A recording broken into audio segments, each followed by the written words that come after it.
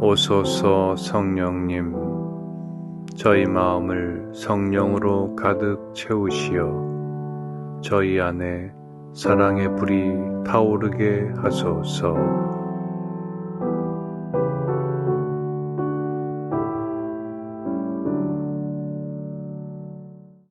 찬미 예수님, 마테오가 전한 거룩한 복음 13장 18절에서 23절까지의 말씀입니다. 그때에 예수님께서 제자들에게 말씀하셨다. 너희는 씨 뿌리는 사람의 비유를 새겨들어라. 누구든지 하늘나라에 관한 말을 듣고 깨닫지 못하면 악한 자가 와서 그 마음에 뿌려진 것을 빼앗아간다. 길에 뿌려진 씨는 바로 그러한 사람이다. 돌밭에 뿌려진 씨는 이러한 사람이다. 그는 말씀을 들으면 곧 기쁘게 받는다.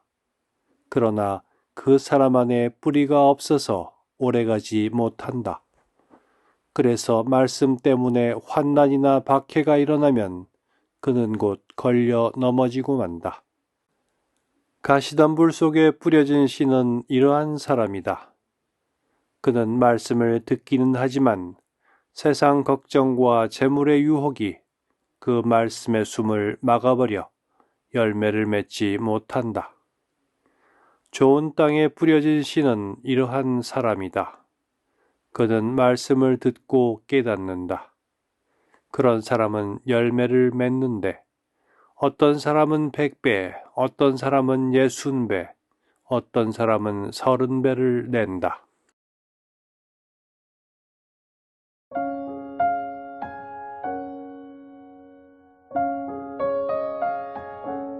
예수님의 말씀 앞에서 때때로 많은 신자가 어려움을 겪습니다. 그 말씀이 삶에서 무엇을 포기하거나 바꾸도록 요구할 때는 더욱 그렇습니다. 만일 의사가 여러분에게 무엇을 요구한다면 어떤 선택을 하겠습니까? 살려면 자신이 그토록 좋아하던 것을 포기하여야 하고 몸에 밴 습관을 바꾸어야 한다는 말을 듣는다면 말입니다. 그때 의사의 말을 듣고 그저 가만히만 있을 사람은 없을 것입니다. 의사의 말을 곰곰이 되뇌며 생각과 삶의 태도를 바꾸도록 애쓰겠죠. 왜일까요? 바로 살고 싶은 마음 때문입니다. 그러면 영원한 생명과 하느님 나라를 준비시키는 하느님의 말씀은 여러분에게 어떤 힘을 일으키나요? 예수님의 비유를 살펴봅시다. 길, 돌밭, 가시덤불, 좋은 땅으로 비유된 것들의 공통점은 무엇일까요?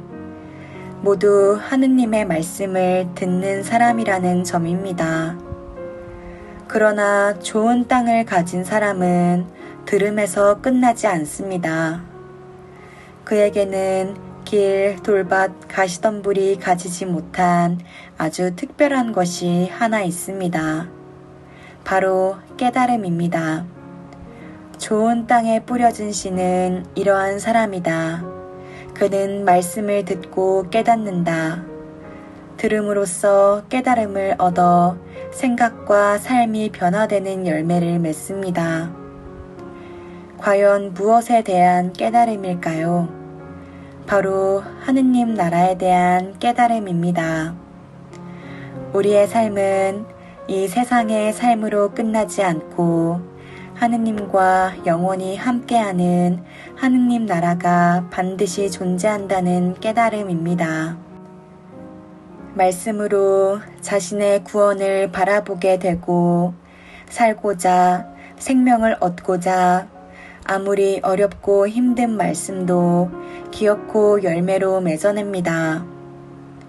마치 환자가 생명을 얻고자 의사의 아무리 어려운 지시사항도 모두 해내는 것과 같은 이치입니다.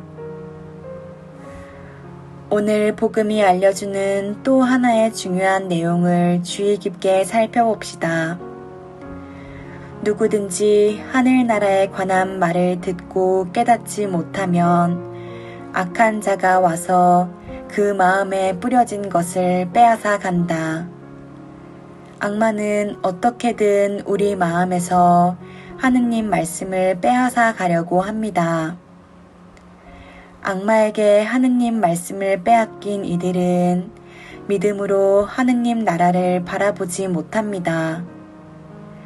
구원과 영원한 생명을 전혀 떠올리지 않고 살아갑니다. 믿음은 오로지 현세적인 것만을 얻으려는 도구로 쓸 뿐입니다. 바오로 사도는 이런 신앙인들을 향하여 다음과 같이 말합니다. 우리가 현세만을 위하여 그리스도께 희망을 걸고 있다면 우리는 모든 인간 가운데에서 가장 불쌍한 사람일 것입니다.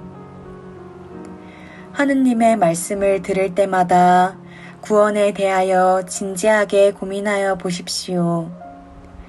그분의 말씀을 외면하며 살아도 영원한 생명을 얻는데 아무 문제가 없는지, 하느님 말씀이 내 안에서 싹 사라져 버린 삶이 참으로 하느님 나라를 준비하고 있는 삶인지 성체 앞에 앉아 곰곰이 생각하여 보면 좋겠습니다.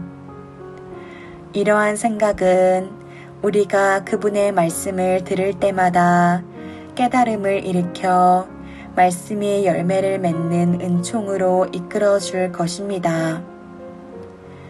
그는 말씀을 듣고 깨닫는다.